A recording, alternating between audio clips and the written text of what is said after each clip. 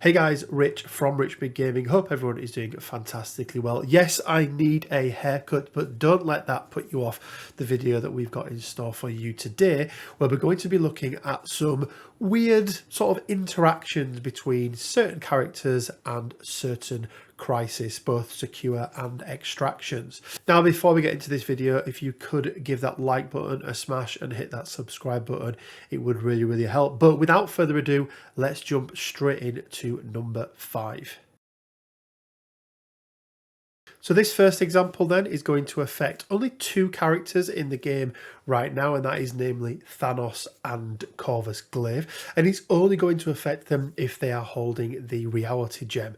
And why is this important? Well, when we are interacting with things, we are able to count one skull as a crit when we are holding the reality gem. So if we take a look at some of the crisis cards that we've got, so things like Mutant Madmen, Portals and Deadly Meteors, it means that we've got one additional chance when we're rolling the dice to be able to roll a crit, because if we do roll a failure, it includes it as a crit. And equally, when we go to look at some of the extracts, so right now there's 2, so Alien Ship and Skrull. Now normally you're going to have a 2 in 16 or a 1 in 8 chance to roll 1 crit off 2 dice. However, when we're adding in the failure, we've doubled the amount of successful chances that we've got, so increasing the likelihood that we're going to be able to find the Skrull or indeed the core on either of those 2 characters.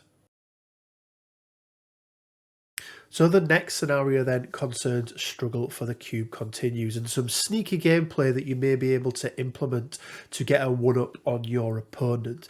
Now, struggle for the cube is an extract. It comes in the core box, and we set out 5 cosmic cube fragments set up on map F. However, the kicker here is that during the power phase, now the power phase is the key part to this, each character suffers 1 damage for each cube they hold. So there's no limit to how many cubes a character can hold, but if they're holding 1, they're going to take 1, 2 is 2, 3 is 3, so on and so forth, and then they will gain 1 power for each damage they suffer in that way. Now, because this happens in the power phase, and the power phase is the first part of a round, if you have an opponent or indeed one of your own characters who at the end of your turn or the end of a round only has 1 health left, or only has health equal to the number of cubes that they're holding left, at the beginning of the next round during the power phase, they're going to be dazed or maybe even KO'd and taken off the board completely, and you're not going to be able to do anything with them. Now, should you always leave a character with 1 health holding a cube if it's your enemy? Maybe, maybe not. You may want to go up there and actually daze them and take that cube back off them, but it's a great way of being able to get rid of one of your opponent's characters without actually having to do anything yourself. So if you do have a character on your opponent's side that's already been activated, they've only got 1 health left, they're holding a cube, and you can afford to give up that 1 VP, it may be a nice thing just to leave them be, let them have the cube, let them take the VP, but then daze them instantly that next round. Now, in this game, there are lots of crises, both extract and secures, that cause damage to a character for a number of certain things. So, as we've just covered, if you're holding a cube, for example, if you've got the ship core from the alien ship scenario and you haven't made an attack that round, you're going to take a damage. If you're outside of the gamma shelter, on gamma waves, you're going to take damage as well, and there's more and more that dish damage out. But the key thing about the damage that is dished out by these crisis cards is that it's classed as neutral damage. It is neither an allied nor indeed an enemy effect, and that means for the most part characters in the game cannot negate the damage. There are, however, a few exceptions to the rule. The 2 that I've picked out are Crossbones and Mr. Sinister. We're going to start with Crossbones first. He has an ability called Inured to Pain that allows him to spend 1 power to reduce the damage taken by 1, but the kicker here is that it's down to no minimum level, so you can actually reduce the damage down to 0. Now, the term Inured has become the sort of generic term to describe any of these superpowers that allow a character to spend a power to reduce a damage. Kingpin has a an almost identical superpower called intense physical conditioning. But the key wording that we're looking for here is that if this character takes damage. If we look at other superpowers, for example, such as invulnerable, that's got two things on there that isn't going to work with crisis damage. First of all, it's to a minimum of 1, so you're always going to take 1 damage, and most of these scenarios, or indeed all of these crisis cards at the moment, only dish out 1 damage.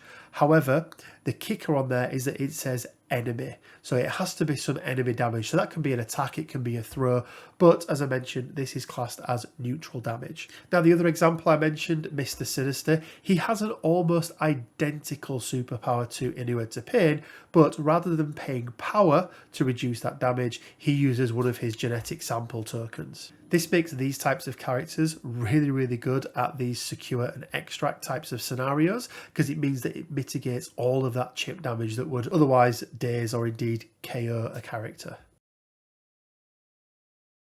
Next up then is the somewhat controversial extract, 19 threat, deadly legacy virus cured. Now, why is it controversial? Well, you can score half of the VPs needed to win an entire game of Marvel Crisis Protocol just by completing 1 objective on this card. Now, it's not the easiest in the world to pull off, but if you've got a plan for it and a character that can do it really well, it can be a really, really good way of catching your opponent out. So, Deadly Legacy Virus, what happens with it? Well, it's an EMAP, and we distribute 3 legacy cures that are the assets in each of the positions. And the way it works is you score 1 VP for each of the cures that your characters are holding during the cleanup phase as normal. However, the card has another kicker on there as well. You can hold any number of legacy cures, but you're going to pay 1 more power each time you pick one up. So the first one will cost you 1, the second one will cost you 2, and the third one will cost you 3. Now, once you've picked up that third cure, the character that does that is going to immediately be KO'd, whether they're on their healthy or their injured side. Doesn't matter how much health they've got left, immediately KO'd, taken off the board, and then you score 8 victory points. That's one of the reasons why it's quite controversial.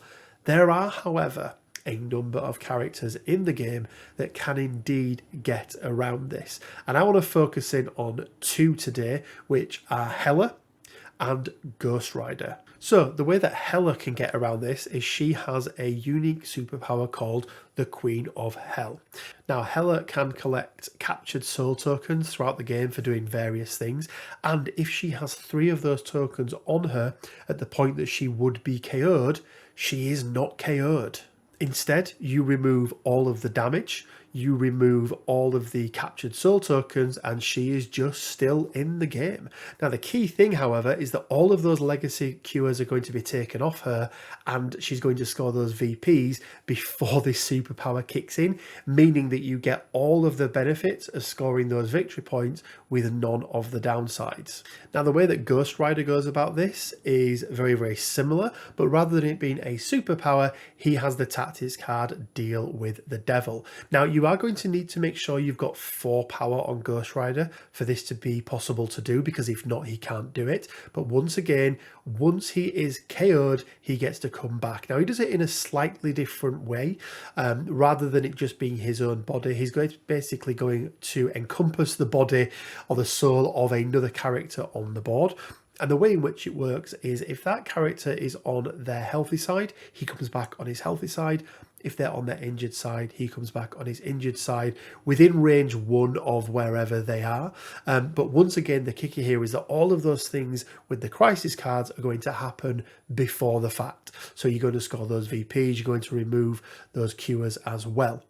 Now, there is one other character in the game right now who has this unique ability, and that is Ultron. It is, however, significantly harder to pull off because Ultron's Age of Ultron tactics card costs 8 power, and it's going to cost you 3 power to pick up that third legacy cure, which means that you're only going to have 7 power left, so not enough to trigger that. However, if you use something like Mission Objective where you can hand a token off, then that's going to allow you to do it. So a little bit harder, but still most definitely possible. So lastly then, I want to talk about characters with large bases and D maps, and specifically about one particular map that we will get onto in a moment. Characters with large bases, so right now that's Hulkbuster, Ghost Rider, Dormammu, Hulk, Black Dwarf, Modok, and Juggernaut. There may be one more, I can't quite remember. The unique thing that they have is that whether it's a secure or an extract on a D map, if you deploy them in just the right place, so right down the centre of the map, they are going to find themselves within range 1 of that first objective on your back point. Now, why is this important? Well, it means that on something like Fear Grips with the hammers, you're able to pick up that hammer by spending 1 power without actually having to move first of all. So really opens up your options for you. However, there is a particular interaction that takes place on Cosmic Invasion Black Order Descends on Earth. This is the 16 threat secure that I believe came with Thanos, I want to say, it feels right. So we've got 4 cosmic vaults. These are the target of opportunity onto the battlefield map, but during the power phase, some cosmic vaults will radiate with energy. Starting with the player with priority, roll a die for each character they control within range 1 of a cosmic vault. If the result is a crit or a wild, the character gains 2 power and is pushed away from the vault, short, before rolling for the next character, and then the opposing player resolves the push. Now, if you are within range 1 during that first initial power phase, this card still kicks in.